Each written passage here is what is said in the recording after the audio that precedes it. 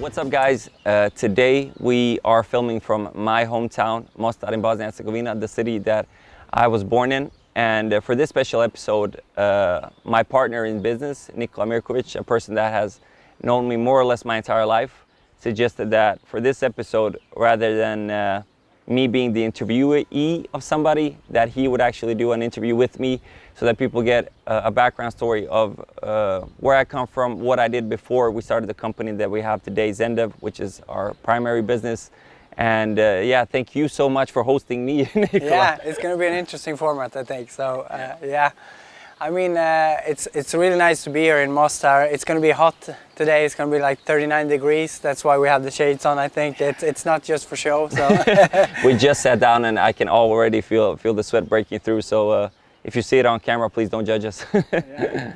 But I really feel that, I mean, you're quite famous in this region now, especially in the IT sector. And you, I think you, since we started ZenDev, we employ about 80 people and help other companies to create digital products. But I feel that the image of you is that you started ZenDev, worked really hard for a few years, and then it all became a big success. But what I rarely see is people emphasizing on all the years before ZenDev that I have known you. I've seen you work really hard. So I really want to dig deep into all the years before ZenDev, and then we can touch upon a little bit about ZenDev as well. But so I mean, let's start from the beginning. I mean, you came to Sweden from this place. You immigrated to Sweden because of the war in 1993. Can you tell us a little bit about all that, how it was to be a refugee and to move? Yeah, absolutely. So like you mentioned, I was born in 1988, so I was 4 or 5 years old when the war broke out here in Bosnia and Herzegovina. And in 93, my parents fled, and I remember that whole process as we were moving from country to country, how we went from here to Croatia and from Croatia to Poland. And I remember when we got to Poland, I mean, this is in hindsight as my parents told me the story, but I remember us waiting there for a boat to come to take us to Sweden. And I also remember that my parents are discussing with other people like in what direction they should go, who is taking in immigrants right now, who's not. So a whole lot of uncertainty in that period. And I remember that there was a boat that came back from Sweden to Poland, and the people that came off the boat were refugees that were trying to get into Sweden, but they told us like, Sweden is not taking in any more refugees. You guys should try something different. But we were at the end of our money and we didn't have many other opportunities, so we went for it anyway for Sweden with the boat. And luckily for us, they accepted us into Sweden. And for the first 10 days we spent in a small town called Ystad at the very south of Sweden. And then from the very south of Sweden, they sent us to the very, very north of Sweden on the border with Finland. A small town called Polinkiski. Like just by the sound of that name, it doesn't even sound Swedish. It's more of like a Finnish name. It was kind of a ski resort, and I think they had these like small bungalows that weren't used in that period, and they just put us in those bungalows. Spent probably a month there, and then kind of zigzagged our way through the country towards the south, because obviously for people that come from here and you see the weather here at Herzegovina, this is what we're accustomed to. And then going to a place where it's so cold, it just wasn't a fit for us. So even in Sweden, we were trying to move more towards the south. We spent a little bit of time in Haparanda, a little bit of time in Märsta, and in the end, we ended up in Gothenburg in 1993. And that's kind of like when life starts for me. And I went 1 year to kindergarten there. So my brother went straight away to school, and I went to kindergarten for a year. And then what I remember from kindergarten is that a lot of the teachers said that, yeah, he has some difficulties, like, and it was tough to point to why, and I was very asocial there, so I didn't engage a lot with the kids. You came from war, so I probably had an impact. There were some consequences, I'm sure, from that. I don't know the details of the mechanics, but I remember just kind of being a loner in the kindergarten. Then I started school. And that didn't go very well either, because I had about 1 year to learn the language. I kind of learned it, but also all of these things that I was very shy at school and didn't engage with anybody. And the teachers had a meeting with my parents, and they said like, this is not working out for Senad, we need to bring him down a grade basically, so that I would redo the first grade. And my mom wouldn't allow it basically. Like she went very dictator on them, and she was like, no, he's gonna figure it out. And they took her to school one day to see my behavior. Yeah. And it was like, they told all of us kids to go in one direction, and I was the only one that went in the other direction. Yeah. Just being a rebel there probably was a reason, but maybe some frustration in the background. And when we got home, my mom started crying and telling my dad basically, you know, Senadi is crazy. Like, we can't work with him. You went your own path already back then. Yeah, exactly. I had to do my own thing right away. But I was always very empathetic, especially towards my mom. And when I saw that Dad hurt her, even as a kid of like 7, I realized, all right, I don't want to do this to my mom. And you know, I started listening to what the teachers asked of me. And because before that it was chaos. Like, they would ask me to answer some question, and I would just start singing in class. And a lot of frustration, I think, that was built up because I didn't know how to express myself properly in that language yet, in Swedish. And but then I think it's probably in the 90s they didn't have so much like sympathy for all that. You guys were probably the trial period of refugees, and now they are way more like understanding of all that. That's a big shift to switch country. I know that they had some classes where they took all of us to the side to teach us Swedish, but it's you know, it's a short amount of time and you have to get everything in place. And then again in the first grade, very much of a loner there, and then I got to know a person that you guys met a few episodes ago in Business Bits, Abderisak, who we run a company with right now. And he was super social, and Abderisak kind of like accepted me for the weirdo that I was in the first grade, and he was the one that started hanging out with me and talking a lot to me, and obviously his Swedish was perfect, so I picked up the language much better with him. And by the time second grade came around, I felt like, you know, I found my spot. And yeah, he's a great positive guy. I can imagine he was already back then as well. Yeah, for sure. I was a lifesaver at that time. And just to see the context, this is like Frölunda in Gothenburg. It's just a suburb, which is one of the. It was voted Sweden's most dangerous place a few years later. I think, so. Yeah, a few years later, I think it unfortunately got progressively worse. In 2007, 2008, it was. It had the highest crime rate in all of Sweden, unfortunately. But yeah, a lot of immigrants that lived there, but I personally loved growing up there, and all the cultures that I got to meet, from, you know, Abderisak, that's Somali, to people from Chile, and just basically all over the world, and I really enjoyed it. Yeah, I can imagine. Yeah. And later on, we met in basketball when we were 11 years old, and you had a big passion for that. I guess that was also how you came into IT and to learn about websites. Can you tell a little bit about the website you created for our little league? Yeah, absolutely. Like you mentioned, so at about fourth grade, I started playing basketball, and like a lot of things that I do in life, I tend to do them alone. So even when I was playing basketball, before I played organized, I played probably for a year, like every day by myself, a basketball, and go out and shoot basically. And then my dad was the one that pushed for, like, you should try to play organized sports, and took me to basketball practice. So that's where that first passion came from. And in parallel, I have to give credit to my dad there. My dad bought a computer when we were still living here in Mostad in the late 80s, because he figured out that the future is in computers. He didn't know exactly how, but he had an experience with a fellow of his that worked at his company. And my dad is an economist. And this IT programmer, in the very early days of IT programming, built a software for him that helped him with accounting. And when he saw how much he could, what it did for his life and how much time he could save, he realized, all right, this is the future. So he bought a computer so that he could learn from it, but he also bought a computer so that me and my brother would get exposed to computers at an early age. And it was the same thing in Sweden. As soon as we got there, even though we were refugees and it was tough on money, he invested in that. Yeah, he made sure to prioritize in '95 to buy a computer so that we can play around with it. So that's where that interest for tech came to me. My brother was never as interested in it, so it was something that came natural to me. It was something that I liked playing around with. And because it was like that, and Dad came, and I mentioned earlier he was an economist, but there were no jobs in Sweden when we came, because the housing bubble had burst in Sweden. So even for Swedish people, it was tough to find their first job. Yeah. So they told Dad to get some education in IT. So he started getting educated, and I remember books of C++ and programming. And I remember even as a kid, he created a small game. And I was fascinated, and one day he came home with a book of HTML programming. Yeah, basically what we still use today as the base for creating websites.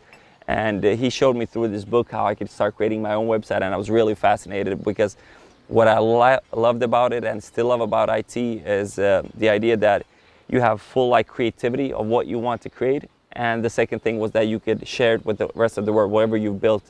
People don't think about that now because we have a social media, and Web 2.0 came along where it was easy to share something with the world. But in those early days of the internet, the way to share something with someone was to create our own website, basically. There were very little forums and things like that were active in those early days. So I learned that, and the first thing, obviously, that I would apply to was something that's very close to my life, which is basketball. And our basketball league, and you remember the website, Basketligan 88, which is basically, I evaluated players in our league and the results of the games, and it was I still cringe when I think about it. You wrote shit about people, I would say. Yeah. I mean, I was like being a critic of the own league that I played in amongst other kids that I played in, and I remember. But everyone followed it. Like I just remember, this guy. Like I knew you, but everyone knew you after that because you created. That's the guy who created the website, basically, and everyone was following it because you could see the results. Yeah. And you couldn't see that otherwise. Yeah, it was a fun thing. It was a fun thing, and. I was obsessed with basketball, and one thing that I loved in basketball, especially after 2000, I got fascinated with dunks in basketball and things like that. And then when I went to my second website, I had an idea of presenting the top 100 dunks of all time. This was long before YouTube, so you had to really go to the edge of the earth of forums to find clips of people dunking in very poor quality. But you took what you could get in those early days. So as a kid, I would find all those videos, and I created a new website for that. And I couldn't host it because videos were very heavy at that time, and bandwidth was expensive. So through some guy on the internet in Canada, I think it was through Mirk, I got a connection with him, and he had some servers, and he said, "All right, I can help you host this." Probably he realized I was just a kid that couldn't afford this for myself. So he was kind enough to let me host those videos on his website, and that actually became a big international hit. This was it wasn't even indexed on search engines, but I started posting about it on a forum that I hung out on a lot. And the idea was to present 10 dunks each week from the results 100 to the top, number one dunk of all time. And it went 100 to 90 and so on. And by the time we got to the results 60 to 51, there were too many visitors on the website. I remember I had 1,400 people come on that day to the website and started downloading it, and crashed the servers. And basically told me at that point, this is too heavy on the servers. We're going to have to cut this project down. He should have helped you monetize. Yeah, he should have helped me. But this was the early days. People didn't understand how to monetize and grow websites. And I didn't either. Obviously, I was 13, 14 years at that point. So but that's why you stopped that website? It got too successful. I imagine that today. I have too many visitors, so I will shut it down. Exactly. Different struggles. Yeah, different struggles for sure. So that was how I got into IT, and those were the early days. And then you went to high school where there was in IT as well, I guess. Yes. And but when you applied to university, you still didn't want to go to. It was architecture instead, or? Right. But then your dad said something. You have to tell that story. I can't say. I guess I have to say this one. I've always enjoyed design and creativity and all these things, and I did study. My high school was in IT, but what I really wanted to study was architecture. And I was really fascinated by interior architecture, right? And I told my dad, I think I want to be an interior architect. And he said, "Do you want to be a woman too?" Very old school. But that wasn't the reason that I didn't choose it. There were a few other things that played a part there. But in the end, I ended up choosing IT. Yeah. Still very unsure if it was for me. And quite honestly, early on. What was the doubts about? Well, I'm not sure if I was fascinated about the idea of sitting down and programming all day and being in a big company and doing that. And I remember my cousin studied in Germany, and he showed me the code that he had written, and it looked really challenging. So much code. How do you understand all of this? And what I enjoyed basically. And actually, what a lot of people perhaps don't know is that I started studying IT for a few months. Yeah. Then took a year off from college to try to figure out what it is that I wanted to do. And even after that year, kind of came back to IT again because of all the options that I had. That still seemed like the best thing that I could do. But it is tough to learn. I mean, I think everyone has the same doubts. You see this code on the screen and just think like, oh, I'm never overwhelming. I'm never going to figure this out, and it's not for me. And I think you share a lot of the same doubts of many others. I mean, I had the same when we started. The second year we started, we came in the same class, and I was like, how am I going to ever figure this out? Absolutely, and that's why like everybody in the first grade, everybody wants to be a manager because they figure like that's going to be easier than trying to figure this programming thing out. But what happened was that we met up again there, and we had kind of had a few years off because I stopped playing basketball a few years before that, and we met up again at college. And you had a friend in those early years that had created a website that he was making a living off of. Yeah, that was inspiring. That was very inspiring for me because it kind of brought me back to those early years of when we were creating when I was creating my own websites, because I figured, you know, if I could do something by myself without having to take input from anybody else, because for me it was always about creativity. And obviously I didn't understand how the industry worked back then. I thought everything was like when you come to an IT company, they would tell you do this and you do that. Today I know that it's not like that, but back then I had a fear that that was what my life was going to look like. Like you had no creativity at work, people are just telling you what to do. So I created an image that if I want creativity in my work, I have to do my own thing and try to figure out how to make an income off of that. And when you told me that you had a friend that was making a great living just off of his own websites, like immediately the first day I went and started Googling like how to make a website that's profitable and this and that. And you had some experience then by And I had some HTML. experience, that's right, and got back into that. And so you started learning PHP then, or by yourself? Yeah, because I figured out what we were learning at college back then was Java development, and especially back then we were learning desktop development. And I knew that that's not something that would work for the web, even though, you know, today there are alternatives for that. But PHP was very hot back then. This was 2008, I think, in that period, and it was blowing up as a language. And I remember even on TV, I watched a documentary back then, and they were explaining what's happening in Silicon Valley back then, and they were explaining how everything is moving from desktop to the cloud. And it clicked for me, like what we're doing with, it was Java Swing back then, a desktop application, is like, that's not going to be the future. Everything's going to be happening on websites. We're going to have applications there. And I decided to focus on that entirely. So I started learning PHP as my language for development, but also very heavily started focusing on learning search engine optimization, because when you're a student and you're trying to get people to your website and you don't have any kind of money, that means that you don't have a marketing budget. And the only thing that you can invest basically is sweat equity, right? So you can do something to try to attract people to your website. And search engine optimization, for those people that don't know that, is just a way to get organic traffic by ranking high in Google and the results that you want to rank high for. And I had to figure out how to do that basically to drive traffic to my website. And I just to say something there about the websites, like for me it was also, I immediately learned to love website programming because we were using the web. I mean, and then you can see, wow, I can create these things myself and just make internet better. I saw a lot of services. I can do this better. And then you saw other people doing good websites, and it was so real and so close to you. I agree 100%. Compared to like desktop applications, where like, how many desktop applications did I use? Like not too many, right? Yeah. But also I would like for you to explain to everyone about how you got your first job as a junior developer at Chalmers. I think that's a critical move for you to get paid to get the experience, because you were pretty fresh. For sure. I don't know how much you knew actually when you. Well, yeah, exactly. So because I wanted to create these websites to start off with, I started first by creating one of my own websites. It's called dindiagnos.se. So it was like, the idea was that you enter your symptoms and you get potential diagnosis. Obviously, I wasn't a doctor, but I took a book and like just made connections between these things. Today, if I would do that, I would do it in a much more serious fashion. But I was 19 at that point, and it was a good opportunity to learn dynamic development, like a website that communicates with you. You give it an input, it gives you some sort of output and so on. So I learned that at 19, and that was the only project that I had done basically by following tutorials here and there. So I had a little bit of experience with it. And then the guys that owned Synonymer.se, which is still one of Sweden's most popular websites, I think they have over 300,000 daily visitors today as well. They were at a pretty early phase back then, but still a popular website. And they came to our college. Put up a note, right? Yeah, put up a note that they were looking for a developer.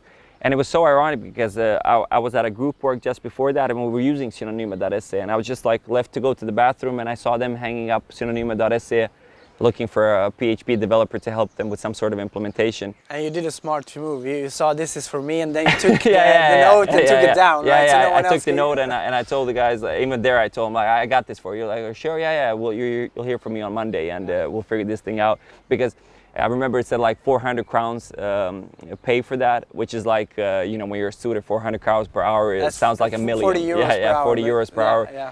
Being that fresh, that's a lot. Yeah. So I told them I can figure this thing out, and so Monday I come to their office, and it's pretty basic implementation. I need to put in some ads and this and that. Did it feel basic for you then?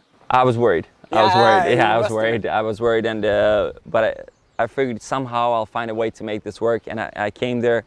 5 minutes in, I crashed the website, and it's a website that had on the first day, 5 minutes in, and I don't know what I've done, so I don't know how to get it back up.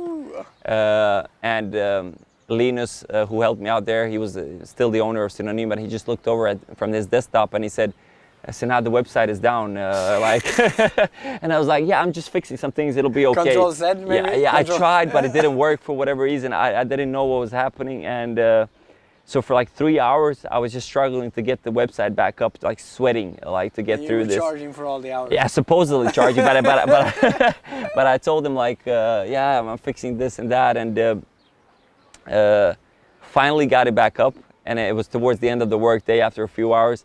And I told him that, like, Linus, I didn't move forward as much as I wanted to, and I told him I'm not going to charge these hours because it felt ridiculous to charge those hours.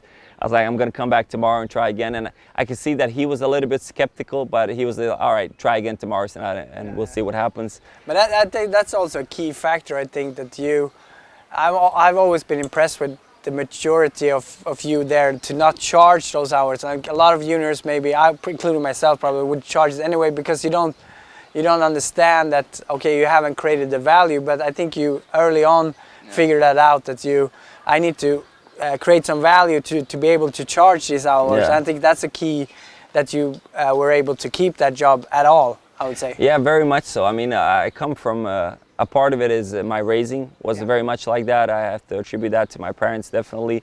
And I think indirectly, not that I thought of it there, but what we learn now through the years is that in all of business, relationships is everything, right? And the more genuine you can be with people and honest, in the long run, that is the way to go, right? And that seemed to be something that they appreciated well, because we worked together for years and years. And even when I went to the United States to live for a year, they insisted that I would still be the developer of their website. And and I think the lesson from that is I felt a little bit unsure if I could do it, but I still threw myself out there. So rather go into things a little bit too early than a little bit too late, because then it will be too late. So be okay with being a little bit unprepared and have a lot of doubts if you actually can do it, because that's when that growth is basically going to happen. Yeah, and I think they also knew that, okay, this is a guy in college. They didn't expect too much, but I think a lot of people, especially juniors, they think that everyone expects so much of them, like they don't even dare to try. But it takes a lot of courage to do that, because that's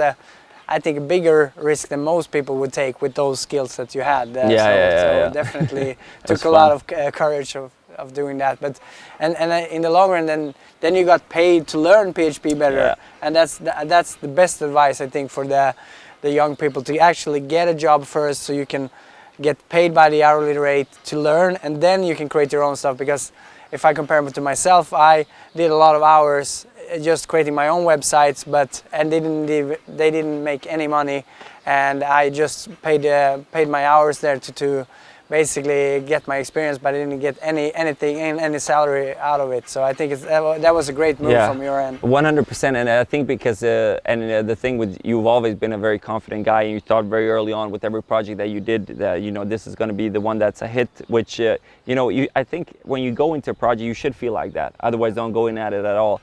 But the reality is that probably your first project won't be a hit. I still think you should go in with the attitude that it is going to be a hit, but it probably won't, because there's so much experience that has to come along the way. And like you said, we very early on had already made a decision. We were going to do this by ourselves, but then, you know, this just came up as an opportunity for me somehow along the lines. I was still always more focused on creating my own websites, but the idea of getting to actually paid for learning is just a way smarter way to do it, because I mean, I followed your life experience and, you know, the economic struggles that you have throughout those years, because I mentioned one website, but it was probably 4 or 5 of the first websites that I created were not successes, and you had a few less, but which you put in more energy, but years and years will put in free work. Yeah, that also creates a lot of doubt on you. I mean, I'm over optimistic, but it still gets to you sooner or later that, okay, maybe this is not for me. And, right, I agree. Yeah, so I think that was a more realistic approach to getting forward. But how many years did you work on that job before doing a real push on the next website? Right. So one of the things that I learned from Synonyme.se was the focus on search engine optimization and long tail websites and so on. So I learned a lot about SEO from them, because they were obviously a very well ranking website. So in parallel, I already had started working on some other projects. I did like a website for UFC gifts, because by that time in my life I'd already started doing martial arts, and you know, whatever your interest is at that point, you try to create a website around that. I did that, a couple of other websites. And the thing I would just like to mention here is what you mentioned earlier, the doubt. The doubt started like heavily getting on me if I could do this whole thing with the websites and this and that. And then all of a sudden one day, I don't know, maybe I was 22, I had a panic attack, and I didn't understand where it came from, what it was about. It was just something that, a bad feeling in the body that had been there for like months on end, because I wasn't getting that push through, and I started doubting myself that I even could do that. And then all of a sudden that triggered a panic attack, which for those people that have had it, stays with you, because it's such a horrible experience. And I probably had problems with panic attacks for 3 or 4 years after that. And I still think that I can get to that point, because panic attacks are one thing, like once you open that box, it can always come back. Now, the last few years, I've been lucky to not experience many of those, but... And what was it about that you hadn't achieved as much as you wanted? Exactly. And at 22, that's exactly really young. Yes. So yeah, the patience is the name of the game. I thought that I was being late because I hadn't like created a website. I was successful at 22, but 22 is so young, and we just didn't realize it, I think, at that point, because you think you should have figured out at that point because you've gone through a part of it at college. So it was feelings of inadequacy and uncertainty, and whenever those things happen, maybe you start comparing yourself to other people that have made it at that age. And I remember it was crazy, because we were only talking about, like, we were comparing ourselves to like Mark Zuckerberg and all those like 1 in a billion people, and thought us as failures basically. But we were quite ambitious, all of us. We went to college, we tried to do our stuff on the side. I mean, most people just party and just have fun, and that's nothing wrong with that as well. Exactly. But we, especially you, were probably more ambitious and putting in the hard work. But it takes so much time to get to the real success. I mean, very much so. Then I got to some websites. So we figured out this long tail game, and I had one website that was kind of a success, which was an SEO evaluation website of other websites. So for any website that you had, you could enter the URL of it, and it was a program in the background that did an evaluation of how well you've SEO optimized that website. And when I saw that worked in Sweden, I multiplied that on many other countries. And you taught me all of these long tail SEO. But you have to tell us about when you went to the bank and opened a company account for this website, and you were always this humble guy. You're not you're not exaggerating or like salesy. And you went to the accountant there at the bank and said, "Hey, I have a little bit extra income." And but tell it. That was a fun story. So that was still obviously in college, and I finally made it with these websites, and it was passive income. Maybe I made maybe 3,000 euros, 6,000 kms a month passively. So in college, that's in college, huge. You're still a student. And obviously, I had to open a company and a bank account, and I went to the bank and I explained to her, and she was like, "The money's coming. Do you work for Google?" I was like, "No, I'm still a student. This is just my passive income on the side." And she just said, like, "UIT guys." UIT guys. Probably higher than her salary. Exactly. Probably higher than her salary, and.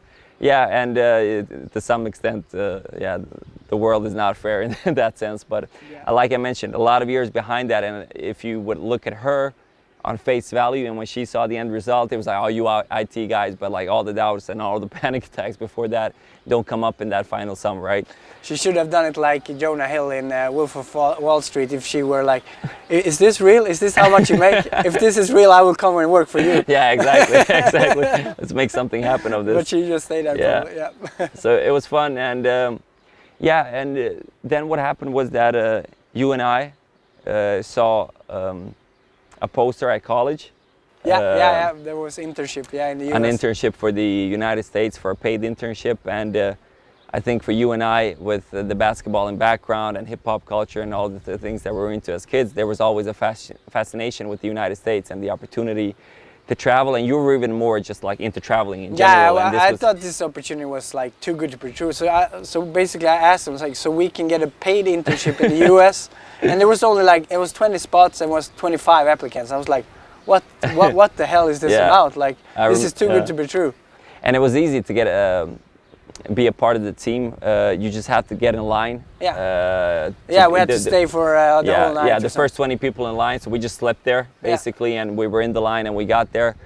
Obviously there were some processes during the year to actually get to go to the United States, but we got those done, and in 2010, right? We traveled. We had interviews at Google also before that, both me and you. Yeah, that was a horrible experience. I must tell you. My worst interview of my life. Yeah, I mean, we were far too green for that, and and what I will say about that interview at Google, and that's for a lot of kids that are at college today, and I see it here at the colleges, they ask me, oh, we don't get to work with the latest technologies, we don't get to learn React, this and that.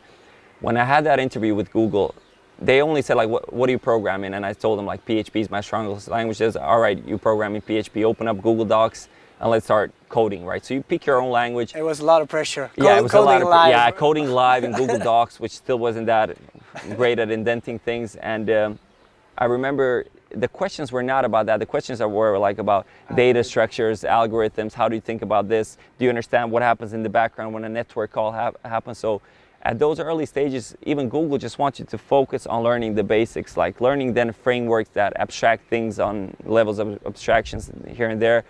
That's, that all of that will come easily, but if you learn the basics of it, and this is something that everybody tells you at college and people still kind of miss out on it, it helps you out so much in life. I think learning databases, focusing heavily on that, because every project you do is going to be with databases in the background. People focus on Python versus PHP versus Node.js, but the reality is that for most of their projects, the bottleneck will be at the level of the database because they don't put proper indexes and this and that. Yeah, I think like a solid foundation of the core principles like databases, algorithms, data structures, that's maybe, I mean, it's so abstract, so it's maybe tough to learn in the beginning, but that's when you come up a few levels, that's all what it is about. So I think for sure that's the languages is not that important later on. It's 100%. And then we traveled to the US. I went to San Francisco, and you had some troubles getting to the US, but after a few months you got to the US as well. You were in San Jose.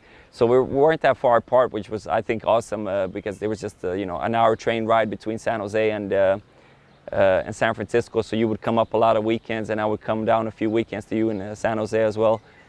Overall, a fantastic experience. I think neither of us went there to learn to program. We just wanted the experience. Yeah, but we did learn a lot. Yeah, anyway. We did learn a ton there as well. We had to be there 8 hours a day, but we did learn a lot and get just the experience of being in Silicon Valley. I mean, we went out a lot as well to bars, and every time we went out on a bar, everyone worked at Facebook, Google, Apple, and just we went to the Facebook office just to see that with your own eyes was so inspiring. Inspiring is that's the perfect word for it. Like you really, I at least got bit by the startup bug there for sure. And when we spent that year, you obviously stayed a few more years because your girlfriend came, but I came back after a year to Sweden, and I had the option to continue with these websites that I had created because there was already a success made there. And I thought I was going to focus on that, and that's so also like inspiring one way that you actually went back to the masters because you had a full-time income. You could probably scale that up. I would definitely done that if I were in your position. Why did you go back to the masters? Like, what's the main reason? Yeah, what I felt, what I had learned with these websites and the SEO game and that was, it was kind of like a growth hack more than it was a hack that a lot of people hadn't figured out yet. And I didn't feel like there was any like deeper even though there is a skill there, there's not a deep knowledge, understanding about business, which could be translated into every business. And I felt like I wanted to learn that, and because I didn't know the lingo and this and that of business, so I figured like I'm just gonna go there and focus kind of on my websites on the side, but then also see what I can learn from this college. And it was the only master's that made sense. I studied entrepreneurship and business design, so it wasn't in IT anymore. I wanted to understand business better because I knew that I was going to spend the rest of my life in business, and I wanted to up my game there basically, and the connections that I could make through that college. Yeah. So that year basically, I applied for that college, got in there, and it was a very interesting experience because it was the first year was theoretical studies of business, lean startup methodology, everything that comes with that. And then the second year was basically an incubator where we started our own companies, and they divided us into groups of 3. And that's also where I realized that even though we had created our successes, and you were a little bit later in that off our websites, I didn't know much about business, like real business. Yeah, real business, like in relationships and business and organization and these things. And I learned a ton through that. Not necessarily just through the education, but the people that I got to know that and the friends that I made there taught me a lot about that. And just hanging out all those late nights there taught me a lot about that. Everyone was interested in starting their own company, and that's just made a network that you still use to this day. For sure, for sure. So it's created an enormous value, and some of our earliest clients came through that network as well. So by the second year, we had that incubator that project didn't quite go the way that I wanted because, quite honestly, we were inexperienced. I think had we had that idea, the team that we had back then, even if we started now, I think with that project we would kill it, but we still hadn't learned enough basically. Yeah. And by the end of that college, my professor contacted me. He was already a proven entrepreneur in Gothenburg. He had started a very big company called Veko that employs over 300 people over a physical product that they had created for the logistics industry. So for me, it was an opportunity with this professor to start a new company. He came to me and he was asking around at the college, all right, who here at the college at the master has a strong background in IT, because we weren't all from IT, we were from a bunch of different educations, and everybody pointed their finger at me. You should try this with Senad. And he contacted me and he said, I had this idea, is this something? He actually asked me, do you have anybody to do this for me? Like, do you have friends? But I think he was also kind of hinting like, maybe you should do this, right? Because And I did find a friend, Mike, that did this with me, but I jumped on that train as well, and we were creating a mobile application for schools in Sweden for communication and task management and these things. And it was a very early phase product, so it wasn't even 100% clear what it is that we were doing, but we had a lot of trust in Martin, who is a very experienced entrepreneur that was the himself. main reason that it was fantastic at sales and experience and a track record himself. So we jumped on that opportunity, and for almost 3 years we were part of that project. I was the back-end developer there, created the API of the project, and it's a company that's still alive in Gothenburg. I still own a little bit of shares in that company, and they're still going, they're moving forward. So But I mean, it's and you obviously then left 3 years in, and that's a tough decision, because I mean, I would you feel a little bit, I guess, as a trader. Right. You were there from the beginning, and you were committed fully on. You guys did this together, but someone down the line, it didn't go as fast as you wanted, right? It was partly that it didn't go fast enough, but it was also for me personally, and when I looked at my own development, so I was the back-end developer for 3 years developing.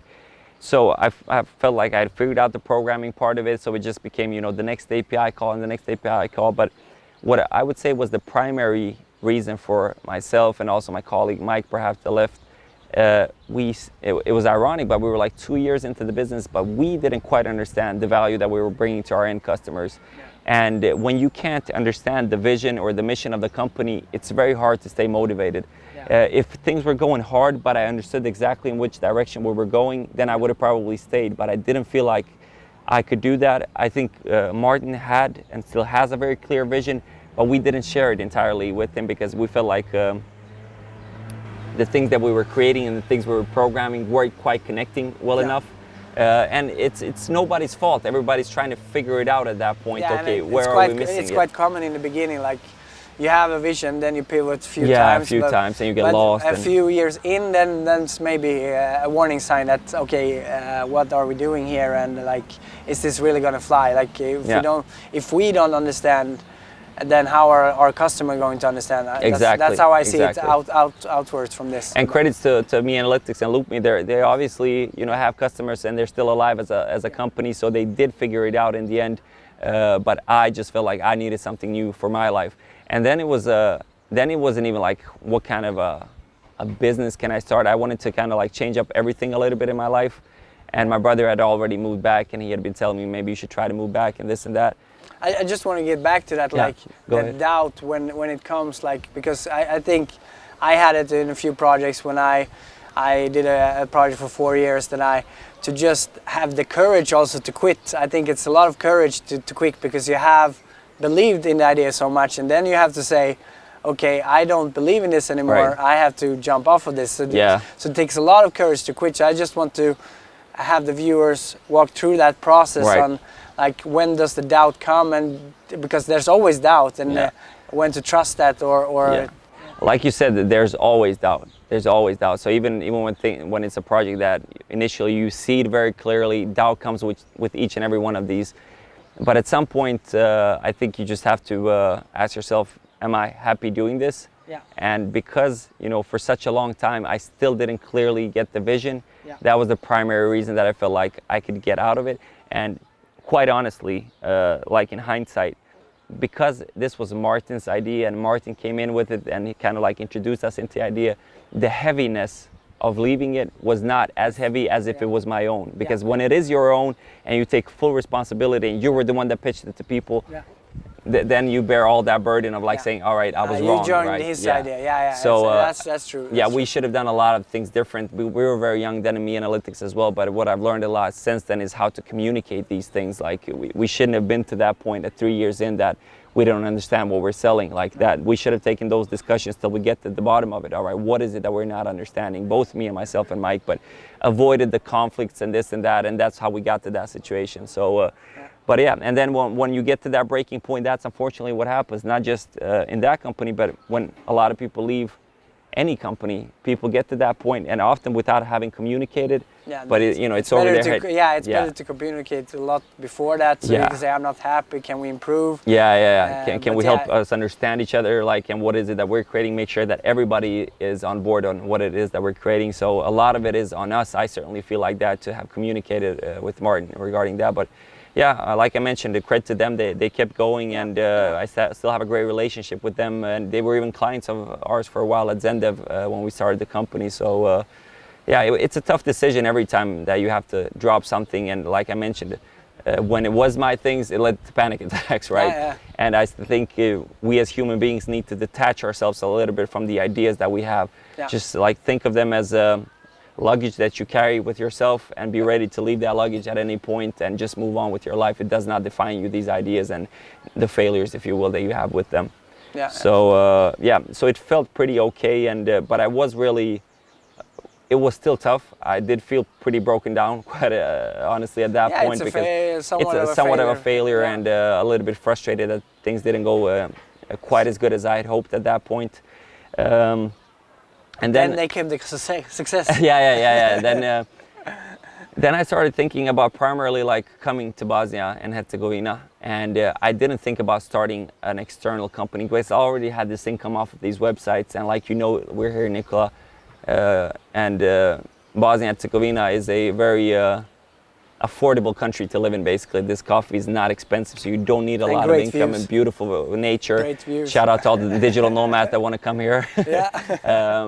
It has beautiful climate, which is something that I always lacked in Sweden as well. I mean, it's obviously a little bit too hot for us to be sitting in the sun here right now, but overall fantastic climate. And I wanted to try to live here, and living off of those websites that I was making my money off of Google, I would probably made a way better living here than I would in Sweden. And I did think about alternatives of living in Bali for a while, in Thailand, but I knew that if I went there, it would be like very temporary for a few months, and I wanted to kind of see if I could find a new place as my station to live, basically. So when I started thinking about that, I was worried about it being the way that it was when I worked on that in Sweden.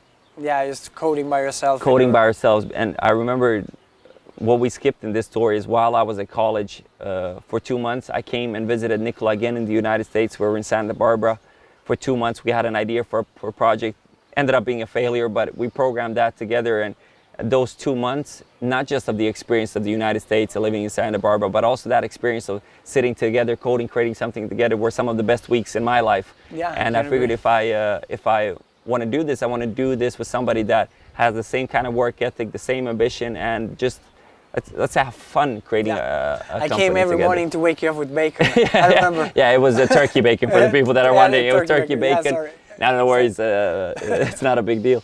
And I've always been a sleeper, if you will. Yeah, and, I'm a morning person. So every morning, eggs, Yeah. turkey bacon, and a coffee, and like, let's go sit down, let's get at it. And we would like code for 10 hours, and then we would go out and have a ton of fun. And I just realized that that's the kind of partner that I wanted to start a business with, a person that just an optimist, keeps going, keeps working.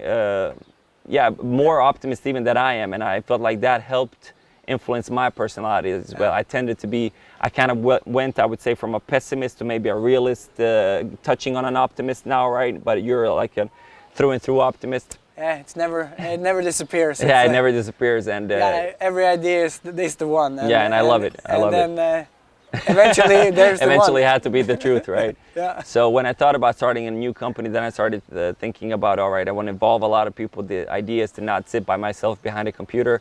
And obviously a consulting company is what makes sense out of Bosnia and Herzegovina, because being honest about it, you know, the labor force is at a more affordable rate. So there was a business to be made there. I felt like I could bring new opportunities to Bosnia and Herzegovina because we had some connections in Sweden and we could do a lot of that work here. So in 2016, I went to a coffee with my parents. Yeah. And I just, you know, spoke. My dad went to the restroom and I told my mom first. I was like, I'm thinking about moving back. I wasn't sure how my dad was going to react, so I spoke to her first, and she supported me in it. She said, like, just try it. She said, I think the timing is perfect. Those were her exact words. And Dad came out and he said the same thing. He said, try it.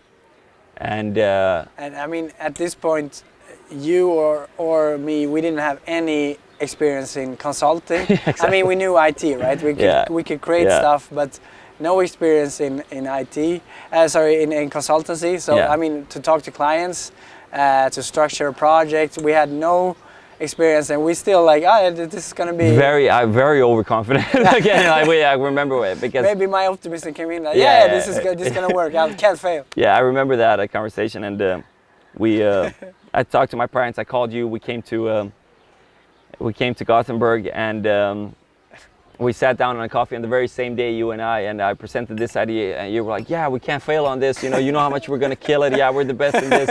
So much optimism, and I was like, all right. I saw the opportunity, like so many good people down here. Yeah. I thought about the same concept, like in Asia, to start a company in Thailand, but it made so much more sense to do it in a country where we're from, we know the culture.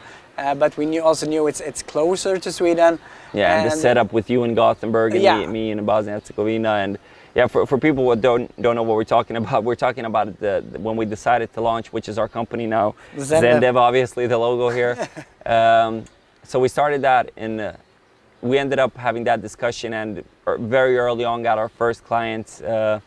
And a lot of people have heard this story, but yeah, we got our first client. I moved back to Bosnia and Herzegovina in November 2016. And I thought you knew the language more than you actually did. I thought you were fluent, so I was like, because you never told me, I just assumed that you're fluent. Yeah, I would say I understood fluently, but as far as speak, I would... business terms. Yeah, I would squeeze in a lot of English terms early on, which I think gets on a lot of people's nerves here. And I still do every now and then, but I try to tone it down to actually speak as much as I can in our language. And yeah, that experience, that first day, I came down with my dad, we packed our bags, we took the car down, and I remember everything was so surreal. Like, we were on the Denmark boat, like me and my dad sleeping in a hut over the night, and then continuing driving to Bosnia.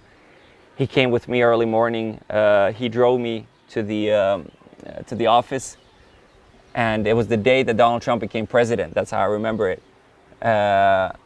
And I remember just the awkwardness of coming to the office because our first 3 employees were already working, our co-workers at the spot. Yeah, we had the office already there, right? Yeah, they set it up a month before I actually moved back. So then that's a weird way of starting a company. Someone else sets up the office and you employ people remotely and then you come there and meet everyone. That's And it was so, I remember I came in there and I didn't know how to act. They were junior developers, they didn't know how to act. So I just kind of sat down because... But it's also a new culture. I mean, you haven't worked in Bosnia, right? Yeah. You have had a startup in Sweden, but first time being a manager in a new country, in a language where you understand, but you're not like as comfortable. I mean, it's hard to communicate as is to everything, and it's definitely. But I think the primary difference there was that whenever you and I would come sit down and work, that meant bringing out our laptops and start coding, right? Yeah. And that's what I kind of did there as well. Yeah. Like I was like, hey guys, how are you doing? Like 5 minutes of chat, and just like brought up the computer, let's start coding. Like I think that worked also. Yeah, it kind of worked, but maybe you could have had an intro meeting and this and that. But then when you came around, you came about 10 days after that to help me out a little bit, and it turned out helping me a lot because I realized that there on that first day, what you mentioned earlier, like we don't know how to run a consultancy. Like I have no idea how to do any of this. We didn't have time reports. We didn't have anything. But we had the trust in our clients. They trusted us. Yeah, they trusted us. And we did deliver. But it was a lot of. Yeah, organizations was really low standard, but I mean, in the end, as a consultant, it's still about what you deliver. But I mean, as far as experience for the employees, I mean, we didn't have an intro like what's the working hours. We just sat down. Okay, now let's work. Yeah, we had nothing of that in place as far as organization. But it's what we talked about earlier when I mentioned. I think that's the way to do anything in life. Come in a little bit unprepared and figure it out along the way. Obviously, you can't go from 0 to 100. We still had the IT background, so that was something to lean back on. No. But yeah, be ready to learn these things along the way. And I have to be honest, the first year was quite a horrible experience. Like it was not as much fun as I thought it would be because, I was so inadequate in all of the things that I needed to do, not as far as like development, but as far as like organizing and management and all these things. I think you tone it down here, that a little bit inexperienced. I think you don't see yourself how much you throw yourself in the water, like for example with Synonym.se. Most people wouldn't do that. Most people wouldn't do this either because it puts so much pressure on you and just being uncomfortable for a really long time. I mean, I was on the same journey here with ZenDev, but I was in Sweden with the clients. I didn't have to come change everything up. Change the environment. I mean, just moving to not a new country, but to learn how everything works here, how the business works here. It's quite complicated to run a business here, even though it gets a lot easier now. But I mean, I think you tone it down a little bit. It's good to throw yourself out there. I think you need to figure out what's your level, so you don't maybe have to have a panic attack. You can be a little bit less. But if you really want to move forward fast, that's the way to do it. Also, I think so as well. And like you say, you don't have to push it to those panic attacks every time. But the only thing that took me through those moments when I did feel that bad, it was just the stubbornness, honestly. And it was the stubbornness every time. Like even though I did feel bad, the way that it goes is not like, oh yeah, I'm get broken down, but I'm just tough and I stick it through.